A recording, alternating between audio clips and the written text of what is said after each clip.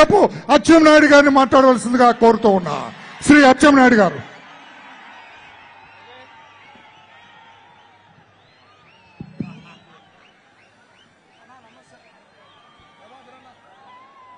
నేల ఈనిందా, ఆకాశం చిల్లు పడిందా,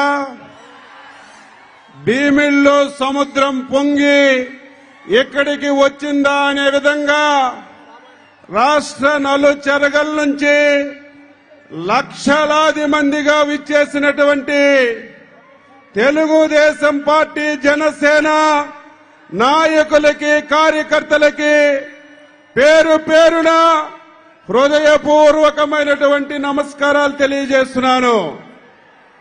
ఈ సభలో పాల్గొన్నటువంటి తెలుగుదేశం పార్టీ జాతీయ అధ్యక్షులు శ్రీ నారా చంద్రబాబు నాయుడు గారికి, పవర్ స్టార్ జనసేన అధ్యక్షులు శ్రీ పవన్ కళ్యాణ్ గారికి, మన యువనేత భవిష్యత్ తరాలకి దిక్చూసి శ్రీ నారా లోకేష్ బాబు గారికి, నందమూరి యువ కిషోరం పొలిట్ బ్యూరో సభ్యులు, శాసనసభ్యులు పెద్దలు శ్రీ నందమూరి బాలకృష్ణ గారికి, సోదరుడు శ్రీ నాదెండ్ల మనోహర్ గారికి, వేదిక పైన ఉన్నటువంటి తెలుగుదేశం పార్టీ, జనసేన నాయకులందరికీ పేరు పేరున హృదయపూర్వకమైనటువంటి నమస్కారాలు తెలియజేస్తున్నాను.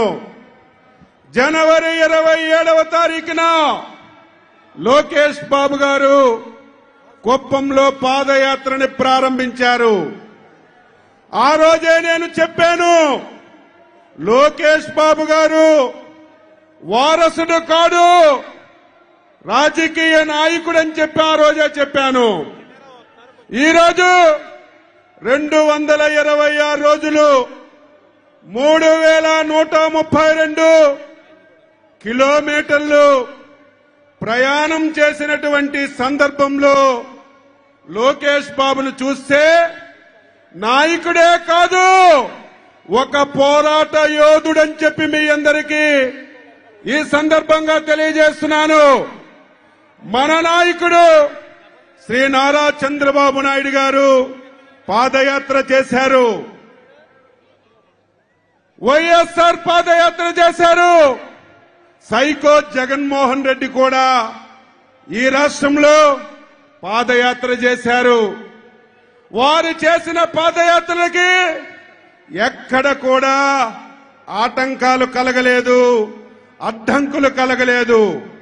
మన యువనేత చేసినటువంటి పాదయాత్రకి సైకో జగన్ ఎన్ని ఇబ్బందులు పెట్టాడు, ఎన్ని అడ్డంకులు సృష్టించాడు, ఎన్ని వేధింపులు చేశాడు, ఎన్ని కేసులు పెట్టాడు, ఎన్ని దాడులు చేశాడు మనందరం చూశాం.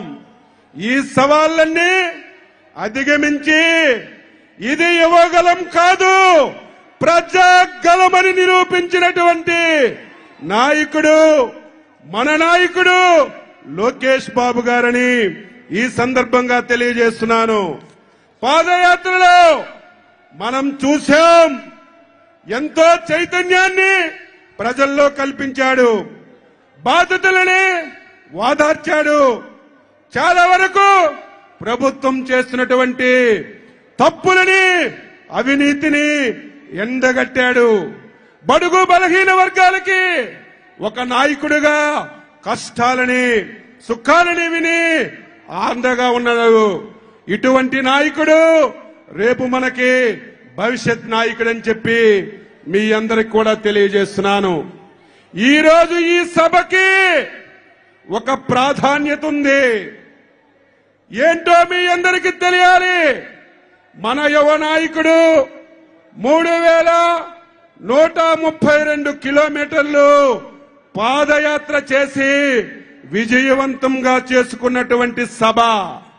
రెండవది, దుర్మార్గుడు మన నాయకుడు తప్పు చేయకపోయినా, పైసా అవినీతి చేయకపోయినా అక్రమంగా కేసు పెట్టి 53 రోజులు జైల్లో పెట్టి బయటికి వచ్చిన తర్వాత జరుగుతున్నటువంటి సభ.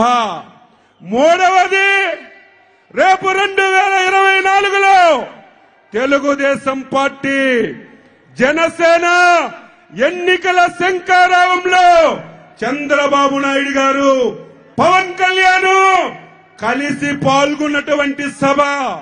అందుకే ఈ సభకి ఎవరం ఊహించలేదు, మేము ఊహించలేదు. లక్షలాదిగా వచ్చారు, గ్రౌండ్ నిండిపోయింది.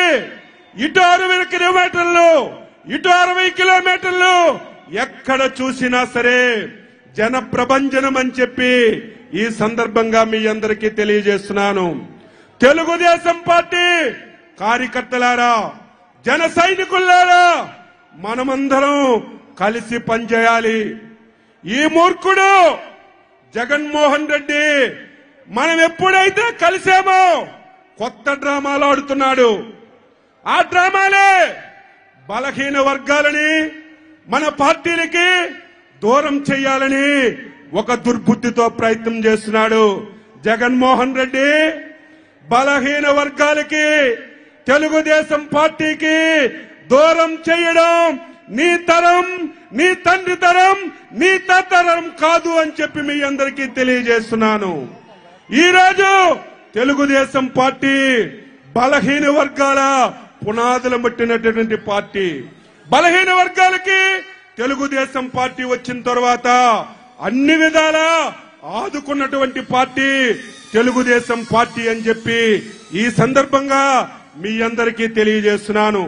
తెలుగుదేశంలో, జనసేనలో బలహీన వర్గాలు నాయకులుగా పనిచేస్తున్నాం.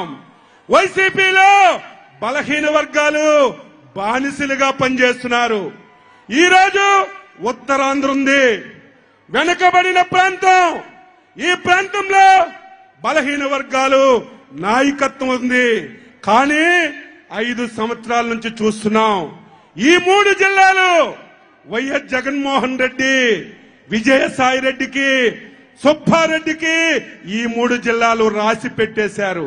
అయ్యా బొత్స సత్యబాబు, ధర్మాన ప్రసాద్, సీము నెత్తురుంటే మీరు వెంటనే రాజీనామా చేసి జగన్మోహన్ రెడ్డి దగ్గర ఒక్క నిమిషం కూడా ఉండడానికి వీల్లేదు. బలహీన వర్గాలకి ఈరోజు నాయకత్వం ఇచ్చే ధైర్యం లేదా? ఈరోజు ఈ రాష్ట్రాన్ని జగన్మోహన్ రెడ్డి 5 గంత్రాలుగా మొత్తం దోపిడీ చేశాడు. రాష్ట్రాన్ని సర్వనాశనం చేశాడు. ఉత్తరాంధ్రని దోచుకున్నాడు. అందుకే మనందరం కూడా ఈరోజు మళ్ళీ తెలుగుదేశం, జనసేన, తెలుగుదేశం పార్టీ ఒక్కటే ఉన్నప్పుడు 1 సంవత్సరం ముందు నేను చెప్పాను 160 స్థానాలు తెలుగుదేశం పార్టీకి వస్తాయని. చాలా మంది నవ్వారు. అచ్చెన్నాయుడు ఏంటి 160 స్థానాలు వస్తాయని. ఇప్పుడు తెలుగుదేశం పార్టీకి పవర్ స్టార్ పవన్ కళ్యాణ్ కలిశాడు. ఇక్కడ వైసీపీది దబిడి దుబిడే.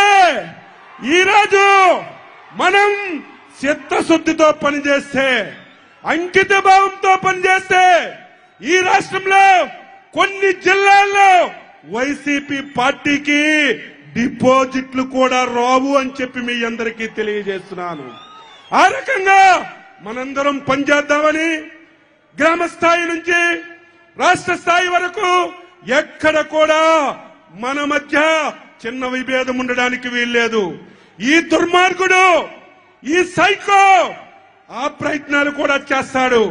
కులాల మధ్యన తగాయిదా పెడతాడు, మతాల మధ్యన తగాయిదా పెడతాడు, ప్రాంతాల మధ్యన తగాయిదా పెట్టి రాజకీయ లబ్ధి పొందాలని ప్రయత్నం చేస్తాడు.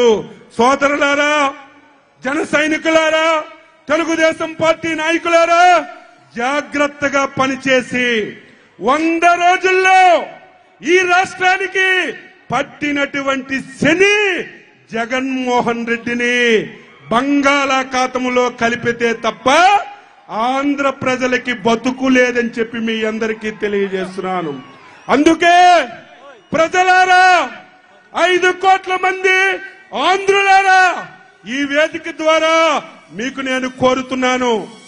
ఇది తెలుగుదేశం పార్టీకి ప్రజలకి జరుగుతున్నటువంటి ఎన్నిక కాదు. ఈరోజు తెలుగుదేశం పార్టీకి జగన్మోహన్ రెడ్డికి జరుగుతున్న ఎన్నిక కాదు. రేపు జరిగినటువంటి ఎన్నిక 5 కోట్ల మంది ప్రజలకి, జగన్మోహన్ రెడ్డికి జరుగుతున్నటువంటి ఎన్నికగా మీ అందరూ భావించాలని, రేపందరూ వర్గాలకు అతీతంగా, కులాలకు అతీతంగా, ప్రాంతాలకు అతీతంగా రాష్ట్ర భవిష్యత్తు గురించి తెలుగుదేశం పార్టీ, జనసేన పార్టీలకి ఆదరించండి. తటస్థులారా రండి, కదలి రండి. మేధావులారా రండి, కదలి రండి. నిరుద్యోగ యువతులారా రండి, కదలి రండి. మీ భవిష్యత్తుని ఈ 2 పార్టీలు పునాదుల మీద నిర్మించుకోండి అని చెప్పి మీ అందరికీ తెలియజేస్తూ, ఈ అవకాశం ఇచ్చినటువంటి వేదికకి అభినందనలు తెలియజేస్తూ సెలవు తీసుకుంటున్నాం. జై హింద్, జై చంద్రబాబు, జై చంద్రబాబు, జై చంద్రబాబు, జై పవన్ కళ్యాణ్, జై పవన్ కళ్యాణ్, జై పవన్ కళ్యాణ్, జై లోకేష్ బాబు, జై లోకేష్ బాబు, జై లోకేష్ బాబు, జై బాలకృష్ణ గారు, జై జై బాలకృష్ణ గారు.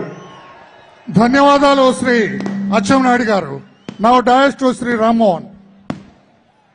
Thank you sir. ఇప్పుడు మనం యోగలం మీద తయారు చేసిన ఒక ఎమోషనల్ వీడియోని చూద్దాం. దయచేసి ప్లే చేయండి.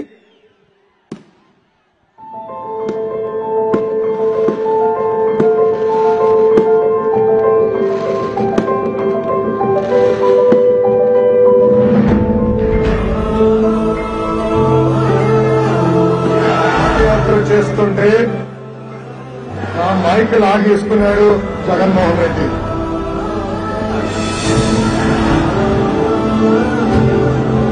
చంపేసినా కూడా తీసినా కొడుకులు ఏం చేయలేరని అడుగుతున్నారు. మీరేం చేయరా? నాకు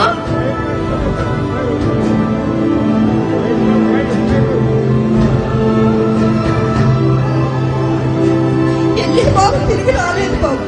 చచ్చిపోయినా ఇంటి పక్కన చచ్చిపోయినా తెల్లవ కూడా చేస్తాం. ఇది ఇంకొక చెల్లికి, అక్కకి జరగకుండా చేసే బాధ్యత మీ లోకేష్ తీసుకుంటారు.